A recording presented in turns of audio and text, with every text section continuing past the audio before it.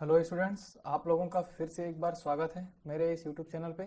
आज हम लोग देखने वाले हैं एडिशन पॉलीमराइजेशन का मैकेनिज्म देख रहे हैं हम लोग, जिसमें हम लोगों ने फ्री रेडिकल मैकेनिज्म इससे पहले वाले वीडियो लेक्चर में मैंने क्लियर कर दिया है, वहाँ पे हम लोग डिटेल में समझ गए हैं। आज हम लोग देखने वाले हैं second mechanism, ionic mechanism. Ionic mechanism के अंतर्गत हम देखेंगे केट आयोनिक पॉलीमराइजेशन। ठीक है, केट आयोनिक पॉलीमराइजेशन को हम समझेंगे क्या होता है, कैसे होता है, इसका मैकेनिज्म क्या होता है। ठीक है, तो आप इससे पहले वाले वीडियो लेक्चर को एक बार जरूर देख लें, एडिशन पॉलीमराइजेशन, जिसमें फ्री रेडिकल मैकेनिज्म को बता दिया है, क्योंकि उससे कनेक्टेड ही है ना।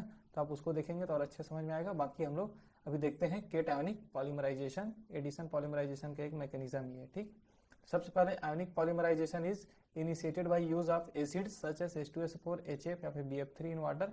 मतलब हम जो आयोनिक पॉलीमराइजेशन को इनिशिएटेड करते हैं तो मेनली हम इसमें यूज करते हैं कोई सा भी एक एसिड। आगे हम समझेंगे इसको कैसे करते हैं, कैसे ये केट आयोनिक पॉलीमराइजेशन है, क्यों इसको केट आयोनिक पॉलीमराइजेशन बोलते हैं, ये सब हम आगे अभी देखने वाले हैं। ठीक है, तो the following steps are involve. अब देखते हैं, सबसे पहला इसमें भी चैन इनिशिएशन स्टेप होगा जैसे उसमें होता था।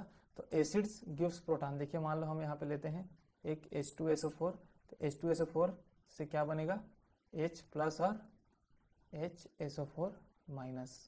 ठीक है, कैसे बनेगा, तो आप इसको डायरेक्टली इसके थ्रू भी देख सकते हैं कि अगर हम OH ऐसे लिख रहे हैं, ये हमारा H2O है, तो इससे हम एक प्रोटॉन रिलीज करा रहे हैं। क्योंकि एसिड का काम क्या होता है, एसिड का फंक्शन क्या होता है कि वो H प्लस डोनेट करता है। तो यहाँ से H प्लस डोनेट किया तो क्या बचा है, इसमें बचा है आपका ऑक्सीजन पे बनेगा माइनस चार्ज, है ना। इस वाले बॉन्ड से अगर O और H से अगर बॉन्ड को तोड़ के H प्लस और OH माइनस, तो ये HSO4 माइनस H प्लस। वैसे आपका HF है ना, ये भी हाइड्रोजन फेरिक एसिड है, तो ये भी क्या मिलेगा, H प्लस और F माइनस। तो इस फॉर्म में ये मिलता है एसिड के केस में। हम कोई भी एक चैन इनिशिएशन के लिए एक एसिड का यूज करते हैं जिससे हमें क्या मिले, H प्लस मिले। ठीक है, ये हो गया पहला स्टेप। और this the protons add to the carbon of the double bonds of the alkene to form a carbocation. अब क्या होगा, जो आपका जो एसिड से H प्लस मिला है, देखिए जो एसिड से आपका क्या मिला, H प्लस, ये आपका एल्कीन जो हम ले रहे हैं, मान के चलिए एक एल्कीन ले लेते हैं रिएक्शंस के लिए, है ना। यहाँ पर हम एल्कीन ले लिए हैं एक CH2 डबल बॉन्ड CH2। तब क्या करेगा, ये वाला डबल बॉन्ड यहाँ पे अटैक करेगा, तो क्या बन गया ये, देखिए CH2, और ये हो गया आपका CH2 पे प्लस चार्ज, ये एक H यहाँ पे कनेक्ट हो गया। इसको हम क्या लिख सकते हैं, CH3 CH2, ये हो गया आपका प्लस। ये हमारा क्या हो गया, कार्बोकेटायन हो गया, इथाइल केटायन बोलेंगे, है ना। कार्बोकेटायन जनरेट हो गया किसमें, चैन इनिशिएशन स्टेप में। ठीक, तो चैन इनिशिएशन स्टेप में सबसे पहले क्या, एक एसिड लिए जो क्या दिया, हमें प्रोटॉन्स दिया। ये प्रोटॉन्स हमारे एक मोनोमर से, ये क्या है हमारा एक अपना मोनोमर है एल्कीन, है ना। एक मोनोमर से कनेक्ट होकर के एक हमें कार्बोकेटायन जनरेट कर दिया। तो चैन इनिशिएशन स्टेप में क्या होता है, कार्बोकेटायन का जनरेशन होता है। तो आगे हम इस कार्बोकेटायन का यूज अब चैन प्रोपोगेशन स्टेप में होगा। तो ठीक है, the carbocation combines with another molecules of alkenes to form a new carbocation and the process continue till a long chain higher molecular weight cation is produced। तो जो हमारे पास कार्बोकेटायन आपका जनरेट हुआ है CH3 CH2 प्लस, ये फिर से क्या किया, एक न्यू मोनोमर के साथ आपस में कनेक्ट हो जाएगा। कैसे कनेक्ट होगा, तो बॉन्ड यहाँ पे डोनेट करेगा ये, है ना, डबल बॉन्ड को। तो क्या हो गया, CH3 CH2, देखो ये प्लस है, तो यहाँ पर क्या होगा, CH2 पे कनेक्ट होता जाएगा और आपका ये CH2 प्लस आएगा। ठीक है, यहाँ पे मैंने थोड़ा समझा देता हूँ इसको कैसे हो रहा है ये। तो आपको देखो CH2 को आप जो बॉन्ड को आप तोड़ रहे हो, है ना, इसके जो अगर एक बॉन्ड को जो पाई बॉन्ड है इसको अगर हम तोड़ते हैं तो क्या होगा, ये मान लो माइनस में टूटा, ये प्लस में टूटा, तो माइनस वाला प्लस से कनेक्ट हो गया, तो बचा क्या, सिर्फ प्लस वाला जो कि यहाँ बच गया है। तो ये एक हो गया, ये हो गया आपका न्यू कार्बोकेटायन। ठीक है, इनिशिएशन स्टेप में कार्बोकेटायन था, फिर वो मोनोमर यूनिट से कनेक्ट होते एक न्यू कार्बोकेटायन आया। अब ये जो न्यू कार्बोकेटायन आया है CH3 CH2 CH2 और आपका हो गया CH2 पे प्लस, ये कार्बोकेटायन आ गया। अब ये क्या करे, n नंबर ऑफ एल्कीन से, जो हमारा मोनोमर यूनिट है, n number of monomer unit से, मतलब n नंबर ऑफ मतलब बहुत सारे, है ना, n number of monomer unit से कनेक्ट होते जाएगा। फिर वही सेम मैकेनिज्म के साथ, तो क्या बन जाएगा, CH3 CH2 ये आपका बनेगा CH2 CH2 CH2 और CH2, तो यहाँ पर आएगा प्लस चार्जेस। तो हम क्या करेंगे, CH2 CH2 इसमें क्या होगा, रिपीटिंग होते जा रहा है, इसलिए हम क्या लिखेंगे, n कर देंगे ब्रैकेट लगा करके। इससे हमें पता चल गया कि ये क्या बन गया, एक n number of units connect होकर के मोनोमर एक पॉलीमर्स बना लिया। तो ये हमारा हो गया चेन प्रोपगेशन स्टेप का फाइनल हम लोगों ने बना दिया कि ये बना। अब चेन प्रोपगेशन स्टेप ये बना दिया हम लोगों ने। अब इसको हम क्या करना पड़ेगा, हमें चेन टर्मिनेशन स्टेप।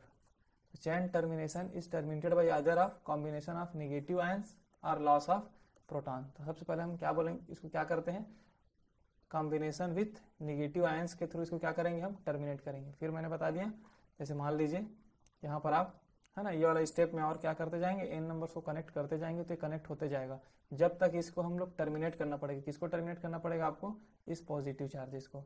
इस पॉजिटिव चार्ज को हमें कैसे भी कर करके टर्मिनेट करना पड़ेगा, मतलब रोकना पड़ेगा। अगर हम नहीं पॉजिटिव चार्ज को नहीं रोकेंगे, है ना, कार्बोकेटायन फॉर्म होना नहीं रोकेंगे, तो रिएक्शंस होते रहेगा और लंबा से आपका लॉन्ग चेन आपको मिलते रहेगा। हाई मॉलिक्यूलर वेट का यहाँ पे प्रोड्यूस, जैसे लिखा है यहाँ पर हाई मॉलिक्यूलर वेट प्रोड्यूस होते जाएगा। ठीक, तो इसको रोकने के लिए क्या करते हैं, हम चेन टर्मिनेशन स्टेप लेके आते हैं। उसको कैसे करेंगे, कॉम्बिनेशन विथ नेगेटिव आयंस।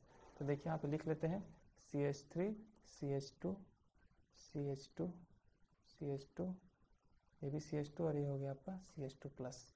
तो ये आपका क्या है, मैं बता दिया हूँ N, है ना। CH2 पे प्लस चार्जेस आ गया। अब क्या करेंगे, कॉम्बिनेशन विथ नेगेटिव आयंस, मतलब HSO4 माइनस कहाँ से बना, ये जो हम लोग H2SO4 लिए थे वहाँ से H प्लस और HSO4 माइनस हम लोग, तो HSO4 माइनस आ गया। अब हम क्या कर रहे हैं, यहाँ पर का जो एक H है, यहाँ पर का क्या है, CH2 था, उसको हम लोग इस फॉर्म में ले लेते हैं, इस फॉर्म में मान के चलिए, है ना। CH2 को क्या लिख दिया, CH और H को मैंने सिंगल बॉन्ड के फॉर्म में दिखा दिया है। तो क्या करेगा, ये बॉन्ड आपका टूटेगा, कार्बन और हाइड्रोजन का बॉन्ड टूटेगा, कैसे टूटेगा, H प्लस और कार्बन पे माइनस। ठीक है, तो H प्लस टूटेगा और यहाँ पर HSO4 माइनस है, तो HSO4 माइनस इसको ले लेगा।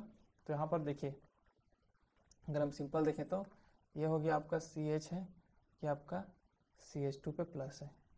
अगर इस बॉन्ड को हम तोड़ते हैं CH प्लस में और इसको तोड़ते हैं माइनस में, तो क्या हो गया, यहाँ पर आ गया माइनस कार्बन के साथ, और यहाँ पर एक हाइड्रोजन जुड़ा है इससे पहले से, है ना, यहाँ पर एक हाइड्रोजन है, और क्या बन गया CH2 प्लस। तो प्लस माइनस मिलाकर क्या बना, CH और CH2 डबल बॉन्ड, और H आपके चला गया H2SO4 के साथ। ठीक है, तो यहाँ पर से ओवरऑल इसको मिटा देते हैं। तो ओवरऑल क्या बन गया, हमारा जो प्रोडक्ट बना हो, ये सब क्योंकि आपको दिखाना सिंपल रिएक्शन है, प्लस माइनस टूट रहे सब नहीं दिखाना है ना। तो H को ये ले लिया, तो क्या बन गया CH3 CH2 CH2 CH2 बन गया, ये N नंबर्स तो है ही। यहाँ पर CH आ गया और ये हो गया आपका डबल बॉन्ड CH2 के साथ, क्योंकि बॉन्ड बन गया हो, क्योंकि कार्बन पे, इस कार्बन पे माइनस आ रहा था तो इस पे प्लस है, तो हो गया प्लस, ये हो गया H2SO4। तो यहाँ से देख रहे हो आप क्या हो गया, टर्मिनेट हो गया आपका कार्बोकेटायन। तो ये हो गया चेन टर्मिनेशन स्टेप। ठीक है, सिंपल सा मैकेनिज्म था आयोनिक मैकेनिज्म में। अब इसमें देखिए इसका रीजन लिखा है यहाँ पर, तो the above explained mechanism involves the formation of carbocation intermediate, thus it is also known as a cationic polymerisation. तो क्या हुआ, हम लोग जितना भी इसमें जितना हम लोग देखे, है ना, तो इसमें क्या बन रहा था, सभी में कार्बोकेटायंस बना ना। जहाँ पर हम देखें इंटरमीडिएट कैसा बना, कार्बोकेटायन बना। यहाँ से देखिए आप, यहाँ से कार्बोकेटायन बनना स्टार्ट हुआ है, अब पूरा कार्बोकेटायन ही इसमें मैकेनिज्म में हुआ है, इसलिए इसको केटायनिक, मतलब कार्बोकेटायन मतलब केटायन ना, केटायन मतलब पॉजिटिव चार्ज, इसलिए इसको केटायनिक पॉलीमराइजेशन कहते हैं। अब हम एक इंपॉर्टेंट पॉइंट इसको समझते हैं। अगर आपके पास 2-3 ऑप्शंस होने पर आप किसको आप फेवर करेंगे, कैसे करेंगे, ठीक है। जैसे कि एग्जांपल ले लेते हैं CH3 और यहाँ पे लिख देते हैं CH, ये हो गया डबल बॉन्ड, और यहाँ पर आपका लगा देते हैं एक और CH3। ठीक है, देख लिए कार्बन पे कितने हैं, 4 बॉन्ड है सभी कार्बन पे। अब मैं आपको एक बताता हूँ जो आपको इंपॉर्टेंट पॉइंट्स है उसको, है ना, ये हो गया। तो देखिए अब इसको हम लोग क्या करना है, इसको हम H प्लस दे रहे हैं, तो एक रेडिकल तो जनरेट होगा, है ना। ये बॉन्ड क्या करेगा, यहाँ पे अटैक करेगा, तो यहाँ पे क्या जनरेट होगा, रेडिकल बोला हूँ, कार्बोकेटायन जनरेट होगा। ठीक है, तो 2 चीज़ हो सकता है। देखिए यहाँ पर एक CH2 है, एक कार्बोकेटायन यहाँ पे जनरेट हो सकता है, मान के चलेंगे और हाइड्रोजन कहाँ जुड़ गया, इसमें जुड़ गया, तो CH3 हो गया। एक चांस ये बन सकता है ना, और दूसरा चांस क्या बन सकता है, CH3 CH और ये बन गया CH2, एक इसमें पॉजिटिव चार्ज आ सकता है इस बार, और CH3 और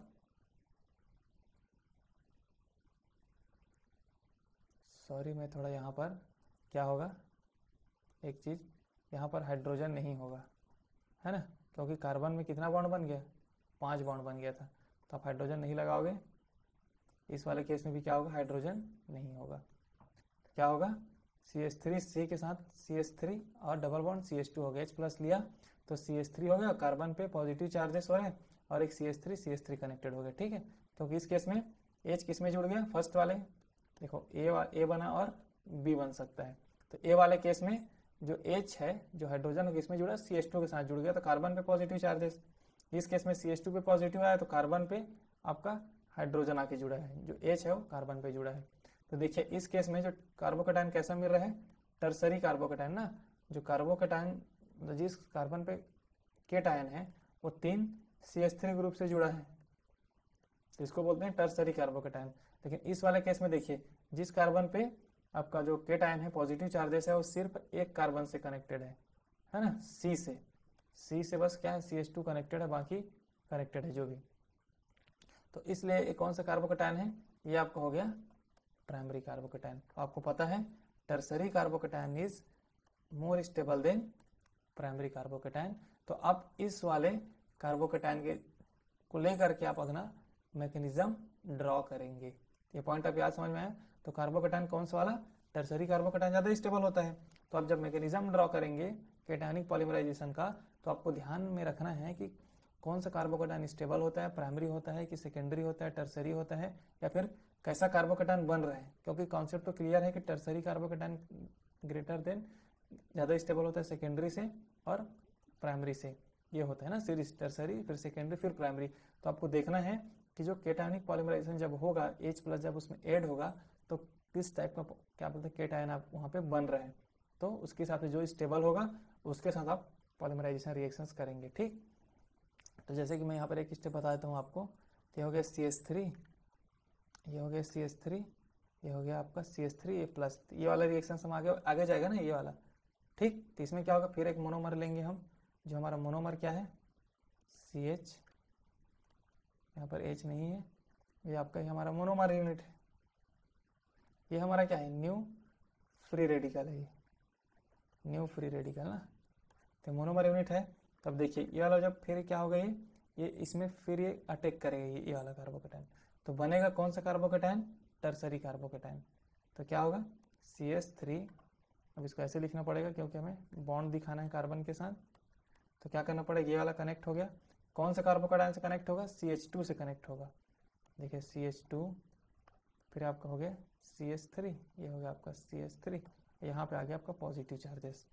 समझ में आया, क्योंकि यहाँ पर फिर CH2 से कनेक्ट हो गया ये वाला कार्बोकेटायन, तो बना कौन सा, टर्सरी कार्बोकेटायन। तो इस टाइप से आपको क्या करना है, आपका मैकेनिज्म में कार्बन पे पॉजिटिव चार्जेस आते जाएगा टर्सरी कार्बोकेटायन, फिर आप इसमें आगे करके कनेक्ट करते जाएंगे, वो आपका मैकेनिज्म बनते चला जाएगा। सेम प्रोसेस कर रहे हैं आपको जैसे कि मैंने ऊपर में किया है, बस आपको कार्बोकेटायन की स्टेबिलिटी को ध्यान में रखते हुए अपना मैकेनिज्म ड्रॉ करना है, ठीक है। तो आगे इस एग्जाम्पल का आगे आप मैकेनिज्म ड्रॉ कर लेंगे, ये वाला पॉइंट आप याद रखेंगे।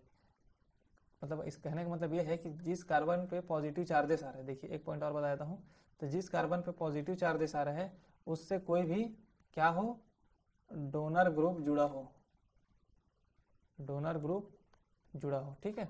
जैसे कि यहाँ पर R है, यहाँ पर भी R है, ये प्लस है, ये H, तो डोनर ग्रुप है एल्काइल ग्रुप, तो ये स्टेबल कर रहे हैं इसको।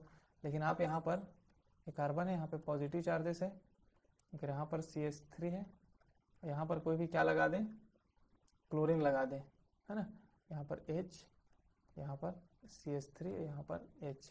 तो देखिए इस केस में क्या हो रहा है, एक और H नहीं, ठीक है। तो देखिए क्लोरीन ग्रुप क्या करेगा, खींचने वाला ग्रुप है, मतलब यहाँ पर जो कार्बोकेटायन है, जो कार्बन पे कार्बोकेटायन है उसको स्टेबल नहीं करेगा बल्कि उसको डिस्टेबल कर रहा है। तो कार्बोकेटायन कहाँ पे होना चाहिए, इस वाले कार्बन पे होना चाहिए। तो ऐसा आप ड्रॉ करेंगे जिसमें कार्बोकेटायन क्या हो, स्टेबल हो। तो यहाँ पर कार्बोकेटायन बनेगा आपका और इस कार्बन पे आपका हाइड्रोजन ट्रांसफर होकर के ये बन जाएगा। मतलब कार्बोकेटायन की स्टेबिलिटी को आपको ध्यान में ही रखना है, डोनर ग्रुप होना चाहिए कार्बोकेटायन पे, और बाकी आप स्टेबिलिटी ऑफ कार्बोकेटायन में हम सेपरेट इसको देख लेंगे। ठीक है, मिलते हैं नेक्स्ट वीडियो लेक्चर में, तब तक के लिए थैंक यू। वीडियो आपको अच्छा लगा हो तो लाइक सब्सक्राइब जरूर कर दें। Thank you.